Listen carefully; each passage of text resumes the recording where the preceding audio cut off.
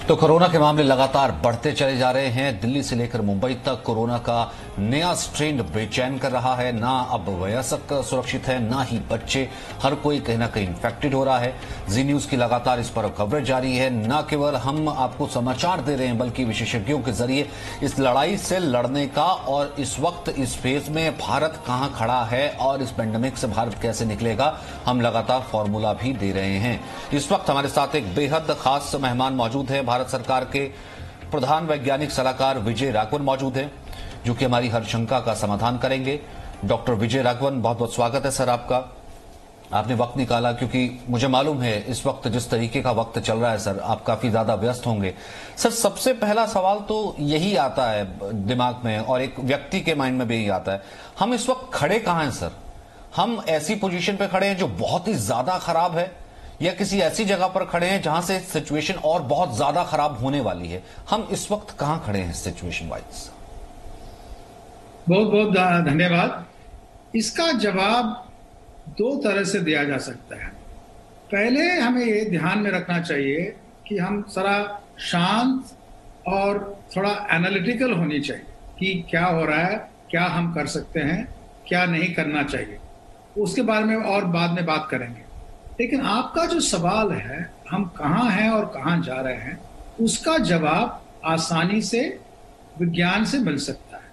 अगर हम टेस्ट करते हैं, पॉजिटिविटी रेट, जितने लोग टेस्ट करें उनमें से कितने लोग पॉजिटिव हैं, वो बताती है हमको कि क्या केसेस ऊपर जा रहे हैं या नीचे जा रहे हैं या वैसे ही है।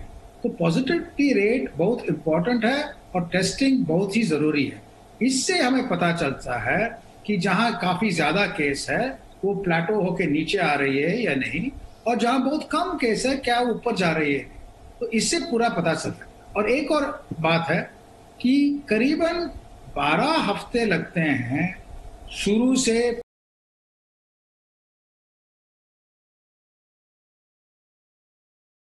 और एक टाइम पे नीचे आएगी। शहरों, डिस्ट्रिक्टों और स्टेट में फर्क है, तो उससे भी जरा देखना पड़ेगा टेस्ट को देख के कि कैसे ऊपर जा रही है और नीचे जा रही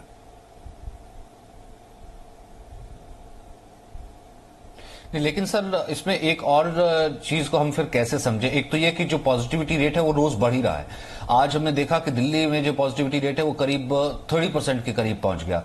और दूसरा ये कि अब हम अराउंड 2,60,000 पीपल इन्फेक्टेड इन 24 आवर्स, अराउंड 3 लाख के करीब ये पहुंचने लगेगा जब ये फिगर। अब ये कोई रैंडम टेस्टिंग सबके घर जाकर के मस्ट टेस्टिंग तो हो नहीं रही है। जिसको आ रहा होगा सिम्टम वो टेस्ट करवा रहा होगा, फिर उसके बाद पॉजिटिव आ रहा होगा। फिर इसका मतलब हमारी क्या ज्यादा पॉपुलेशन इस वक्त इन्फेक्टेड हो चुकी है? नहीं, तो आपने सही कहा कि अगर हम सिर्फ जिनके पास सिम्टम्स है उनको टेस्ट करें तो पॉजिटिविटी रेट बहुत ज्यादा होगा ही। लेकिन तो हमें टेस्ट करना है उनके कॉन्टैक्ट्स और उनके पिछले दिन के क्या कॉन्टैक्ट्स है, सबको टेस्ट करना है। तो टेस्टिंग को एक्सपैंड करना बहुत जरूरी है। ये आसान नहीं है, मतलब कि पैंडेमिक के बीच में जहाँ केसेस ऊपर जा रहे हैं, मैं ये नहीं कर रहा हूँ कि जाके टेस्ट कीजिए, बहुत आसान है। लेकिन सरकार हर तरह से कोशिश कर रही है कि सरकारी लैब्स और प्राइवेट लैब्स एक्सपैंड करें और टेस्टिंग जरा और आसानी से आपको मिल सके, ताकि पॉजिटिविटी रेट का सही एस्टिमेट हमारे पास हो।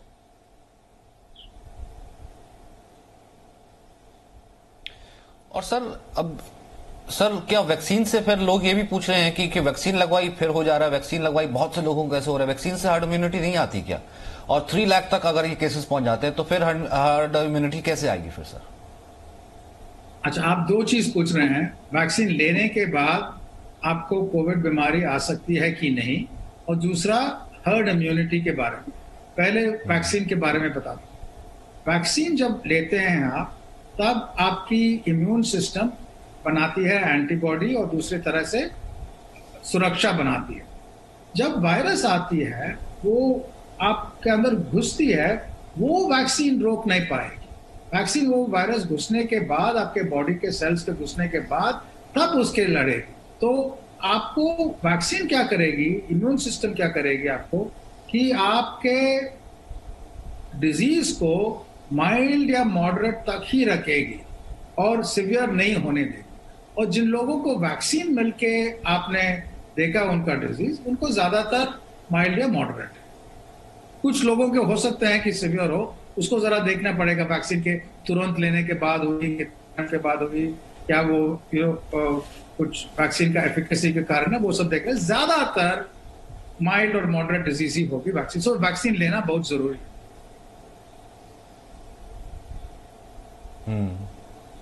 और सर मैं एक और ग्राफिक भी इस वक्त दिखा रहा हूं दर्शकों को। दरअसल अगर हम संख्या की बात करते हैं तो वैक्सीनेशन में नंबर 1 भारत चल रहा है। अराउंड ये जो फिगर है वो रोज बढ़ता चला जा रहा है। लगभग 1 या 1.5 दिन में 1 करोड़ के करीब ये पहुंच जाता है। 12 करोड़ लोगों को अब तक वैक्सीन लग चुकी है और भारत में 12 करोड़ लोगों को वैक्सीन लगाने में कुल 92 डेज लगे और अमेरिका को उसमें 97 डेज लगे थे। यानी कि वैक्सीनेशन तो तेजी से चल रहा है और अब स्पुतनिक आ जाएगी और भी वैक्सीनेशन को मंजूरी है तो इससे वैक्सीनेशन और ज्यादा काफी आगे बढ़ेगा। तो सर जब वैक्सीनेशन मल्टीफोल्ड हो जाएगा, बहुत तेजी से और चलेगा और ये अमाउंट बहुत तेजी से बढ़ेगा, तब हम कैसे इस कोविड के कर्व को देखेंगे नीचे जाते हुए?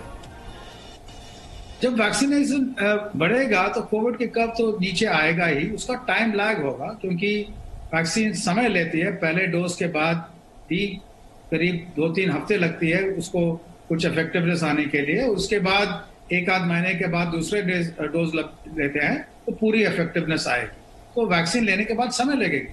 और आपने जो कहा, जो वैक्सीनेशन रेट है हिंदुस्तान में, हमें सिर्फ ये ऐसा बहुत बढ़िया है ये रेट, लेकिन हमारा बहुत ज्यादा स्कोप है पैरेलल प्रोसेसिंग का, कि हमारे यहाँ इतनी आबादी है कि एक जगह हर स्टेट में इस तरह की वैक्सीनेशन कर सकते हैं जैसे सप्लाई बढ़ती जाती है। तो वैक्सीनेशन रेट बहुत बढ़ेगी और वैक्सीनेशन से काफी फायदा होगी। तब तक हमें डिस्टेंस रखना पड़ेगा, मास्क पहनना पड़ेगा और ध्यान रखना।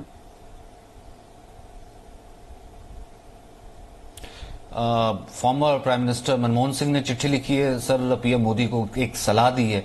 उन्होंने अपनी सलाह में लिखा है कि rather than looking at the numbers कि हम वैक्सीनेशन में नंबर 1 है, we should look at the population. Population wise हम बहुत कम है।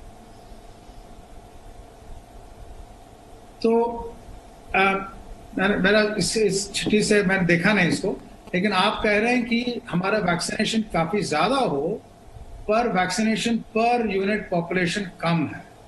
वो तो हमारे आबादी इतनी बड़ी है कि हमारे वैक्सीनेशन का डिमांड बहुत ज्यादा है, एक पूरा कॉन्टिनेंट जैसा है, तो उसको तो बढ़ना ही पड़ेगा। वो तो कर रहे हैं, हमारे वैक्सीनेशन कैपेसिटी इंक्रीज कर रहे हैं, हमारा वैक्सीन प्रोडक्शन इंक्रीज कर रहे हैं। तो मेरे ख्याल में ये तो रेट तो बढ़ेगी और जबरदस्त बढ़ेगी। जैसे नए वैक्सीन आते हैं और जो वैक्सीन अभी ऑलरेडी है उनकी कैपेसिटी भी बढ़ेगी। एंड डॉक्टर राघवन, 2 चीजें और आपसे पूछना चाहता हूं एक एक करके, क्योंकि इसके ऊपर पिछले दिनों बहुत ज्यादा, अब मैं यूएन क्राई तो नहीं कहूंगा, लेकिन पिछले दिनों बहुत ज्यादा एक भ्रम की स्थिति रही, बहुत ज्यादा एक संशय रहा। नंबर 1 कि वैक्सीनेशन की बहुत बड़ी किल्लत है, बहुत कमी है, इसलिए इस वैक्सीनेशन प्रोग्राम को मास पब्लिक के लिए, मास पॉपुलेशन के लिए, सबके लिए नहीं खोला गया है।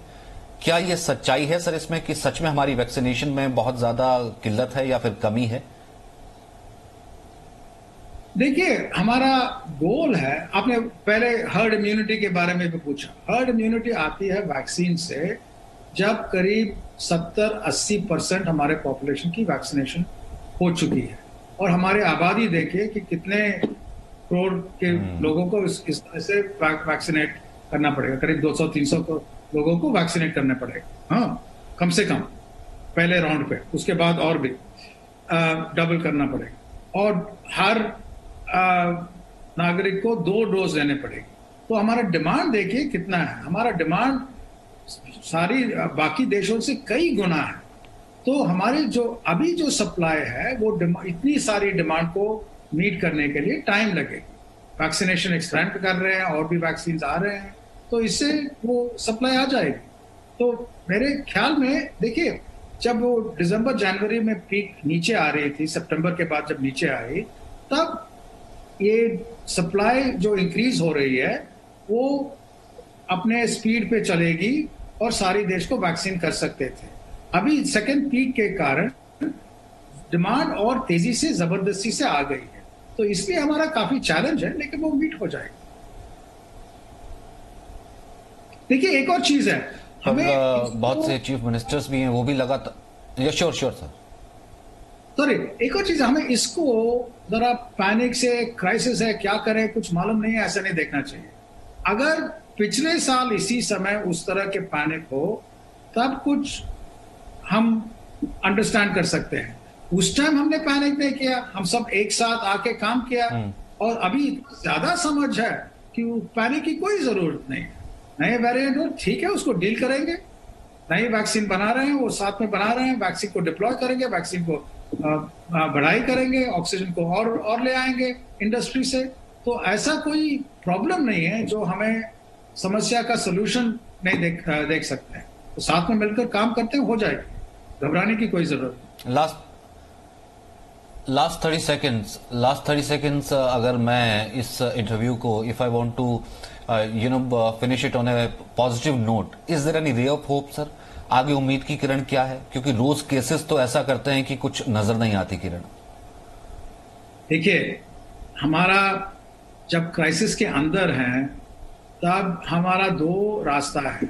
वो क्राइसिस के देख के हम we get depressed and we think nothing will happen and we can't do anything, but we are humans and humans have agency, हमारे पास कैपेबिलिटी है, हम कर सकते हैं, हम साथ मिलकर काम कर सकते हैं। और हमारे मुख्य चीज ये है, हमारे साथ सॉल्यूशंस है। पिछले साल से इतना सीखा हमने, तो कोई दिक्कत नहीं है। ये तो बड़ी समस्या है, कोई डाउट नहीं है, लेकिन इससे हम साथ मिलकर निकल सकते हैं, घबराना नहीं चाहिए और जल्दी निकलेंगे। Thank you sir. कुछ ही महीनों में नोट के साथ एंड करते हैं कि घबराना नहीं चाहिए। Thank you sir, definitely.